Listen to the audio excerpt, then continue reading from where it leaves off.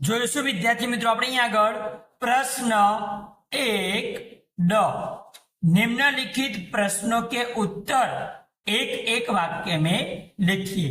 અહીં આગળ આપણને એક એક વાક્યમાં પ્રશ્નોના જવાબ લખવાના છે।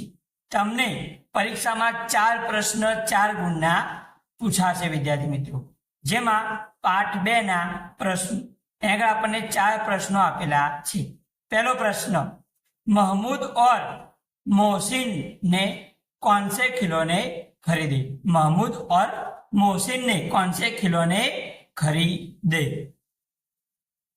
तो जवाब आवशे विद्यार्थी मित्रों, महमूद ने खाकी वर्दी और लाल पगड़ी वाला सिपाही और मोहसिन ने झुकी हुई कमर पर मशक रखे हुए एक भिश्ती खरीदा। महमूद ने क्या खरीदा? वर्दी और लाल पगड़ी वाला सिपाही। मोहसिन ने क्या खरीदा? झुकी हुई कमर पर मशक रखे हुए एक भिश्ती खरीदा। त्यारबाद बीजो प्रश्न विद्यार्थी मित्रों, हामिद का चिमटा कौन कौन से काम कर सकता था? हामिद ने जो चिमटा लिया था वो क्या क्या काम कर सकता था? हामिद का चिमटा बंदूक, फकीरों के चिमटे और मंजीरे का काम कर सकता था। ત્યારબાદ વિદ્યાર્થી મિત્રો આપણે જોઈશું ત્રીજા નંબરનો પ્રશ્ન। આગળ આપણને કીધેલું છે रमजान ईद के दिन मुसलमान लोग कहा जाते हैं? रमजान ईद के दिन मुसलमान लोग कहा जाते हैं? रमजान ईद के दिन मुसलमान नमाज पढ़ने के लिए ईदगाह जाते हैं। कहा जाते हैं? ईदगाह। क्या करने के लिए? नमाज पढ़ने के लिए। कौन जाता है? तो मुसलमान लोग जाते हैं।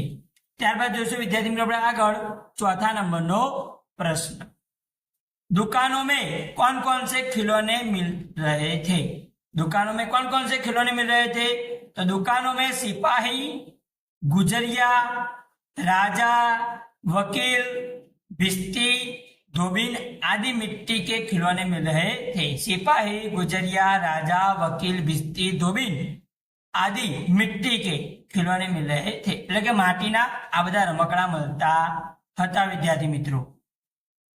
ત્યારબાદ વિદ્યાર્થી મિત્રો પાઠ 3 ના એક વાક્યના પ્રશ્નો, જેમાં પહેલું, કલ્પના ચાવલા કોણ थी? કલ્પના ચાવલા કોણ थी? तो जवाब लखीशु विद्यार्थी मित्रों, कल्पना चावला भारतीय मूल की पहली महिला अंतरिक्ष यात्री थी। એટલે કે ભારતમાંથી જનારી અંતરિક્ષ ઉપર એટલે કે અવકાશમાં જનારી પ્રથમ ભારતીય મહિલા હતી। कल्पना चावला भारतीय मूल की पहली महिला अंतरिक्ष यात्री थी। ત્યારબાદ जो विद्यार्थी मित्रों बीजो प्रश्न, सुनीता विलियम्स का जन्म कब और कहाँ हुआ था? तो जवाब लखीशु, सुनीता विलियम्स का जन्म 19 सितंबर 1965 को अमेरिका में ओहियो नगर में हुआ था। कब हुआ था? 19 दिसंबर 1965 अमेरिका में ओहियो नगर, कौन सा नगर? ओहियो नगर में हुआ था। ત્યારબાદ जो विद्यार्थी मित्रों तीजा नंबरનો प्रश्न, सुनीता नासा में क्यों गई?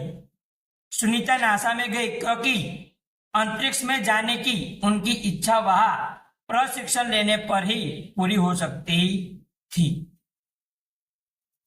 ત્યારબાદ चौथा नंबरનો प्रश्न, सुनीता कितने समय तक अंतरिक्ष में रहकर लौटी? सुनीता 194 दिन 18 घंटे और 58 मिनट अंतरिक्ष में रहकर लौटी। कितने दिन? 194 दिन 18 घंटे और 58 मिनट अंतरिक्ष में रहकर लौटी। ત્યારબાદ જોઈશું વિદ્યાર્થી મિત્રો આપણે આગળ પાઠ 5 ના એક વાક્યના પ્રશ્નો। પહેલું, डॉक्टर कलाम इस भाषा को पढ़ाई का उत्तम माध्यम मानते हैं? तो जवाब आवशे विद्यार्थी मित्रों, डॉक्टर कलाम मातृभाषा को पढ़ाई का उत्तम माध्यम मानते हैं। हमारी जो मातृभाषा है उसको कलाम पढ़ाई का उत्तम माध्यम मानते हैं। ત્યારબાદ जो बीजा नंबरનો प्रश्न, डॉक्टर कलाम के अनुसार जीवन में सफल होने के लिए क्या करना चाहिए? हमें जीवन में सफल होने के लिए क्या करना चाहिए? तो डॉक्टर कलाम के अनुसार जीवन में सफल होने के लिए दृढ़ संकल्प, जी तोड़ मेहनत और साहस के साथ निश्चित दिशा में आगे बढ़ना चाहिए। हमें दृढ़ संकल्प करना चाहिए, जी तोड़ मेहनत करनी चाहिए और साहस के साथ निश्चित दिशा में आगे बढ़ना चाहिए। ત્યારબાદ જોઈશું વિદ્યાર્થી મિત્રો આપણે આગળ ત્રીજા નંબરનો પ્રશ્ન। डॉक्टर कलाम की दृष्टि में साहस की परिभाषा क्या है? तो डॉक्टर कलाम की दृष्टि में अपनी जान की परवाह किए बिना दूसरों को संकट से बचाना ही साहस है। डॉक्टर कलाम की दृष्टि में अपनी जान की परवाह किए बिना दूसरों को संकट से बचाना वही साहस की परिभाषा है। त्यारबाद चौथो प्रश्न, मंच पर बड़ी कुर्सी का न होना किस बात का सूचक था? तो जवाब आवश्य मंच पर बड़ी कुर्सी का न होना इस बात का सूचक था कि भविष्य में अनुत्पादक वस्तु पर अनावश्यक खर्च नहीं होगे। त्यारबाद जोईशुं विद्यार्थी आगळ पाठ 6। पहलू, सर्वदमन क्या करना चाहता था? सर्वदमन क्या करना चाहता था? सर्वदमन सिंह शावक के दांत गिनना चाहता था। सर्वदमन क्या करना चाहता था? सिंह शावक के दांत गिनना चाहता था। त्यारबाद जो विद्यार्थी मित्रों बीजा नंबरનો प्रश्न, दुष्यंत ने सर्वदमन के बारे में क्या अनुमान लगाया? दुष्यंत ने सर्वदमन के बारे में अनुमान लगाया कि यह बालक अवश्य किसी तेजस्वी वीर का पुत्र है। क्या अनुमान लगाया? कि यह बालक किसी तेजस्वी वीर का पुत्र है। त्यारबाद तीजा नंबरનો प्रश्न, दुष्यंत सर्वदमन की हथेली को देखकर क्यों चकित रह गए? दुष्यंत सर्वदमन की हथेली को देखकर चकित रह गए क्योंकि उसमें चक्रवर्तियों के लक्षण थे। किसके लक्षण थे? चक्रवर्तियों के लक्षण थे और कमल के समान सुंदर थी। किसके समान सुंदर थी? कमल के समान सुंदर थी। त्यारबाद जोईशुं विद्यार्थी मित्रों આપણે આગળ चौथा नंबरનો प्रश्न, रक्षाबंधन के साप न बनने पर दुष्यंत क्या अनुभव करते हैं? रक्षाबंधन के साप न बनने पर दुष्यंत अपना मनोरथ पूर्ण होने के आनंद का अनुभव करते हैं। रक्षाबंधन के श्राप न बनने पर दुष्यंत अपना मनोरथ पूर्ण होने के आनंद का अनुभव करते हैं।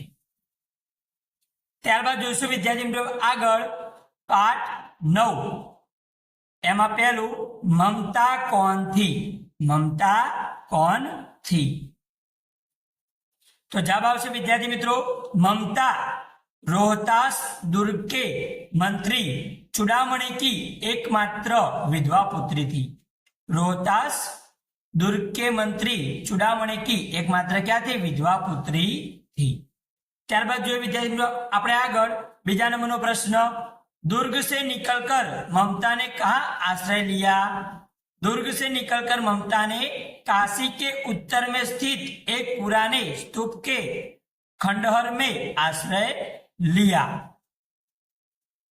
त्यारबाद त्रीजो प्रश्न, ममता की झोपड़ी में आश्रय मांगने कौन आया? ममता की झोपड़ी में आश्रय मांगने कौन आया? तो चौसा युद्ध में शेरशाह से विपन्न होकर सरशाह हुमायूं आश्रय मांगने के लिए ममता की झोपड़ी में आया। चौथो प्रश्न, ममता ने किस धर्म का पालन किया? ममता ने अतिथि देव का सत्कार करने के धर्म का पालन किया। ममता ने अतिथि देव का सत्कार करने के धर्म का पालन किया। तो विद्यार्थी मित्रों अहीं आगळ प्रश्न 1 पूर्ण थाय छे। जो विद्यार्थी मित्रों तमने विडियो गम्यो होय तो विडियो लाइक करो, आ विडियो तमारा मित्रोने शेर करो અને મારી આ ચેનલને સબસ્क्राइब કરી બેલ આઇકોનને ઓન करो।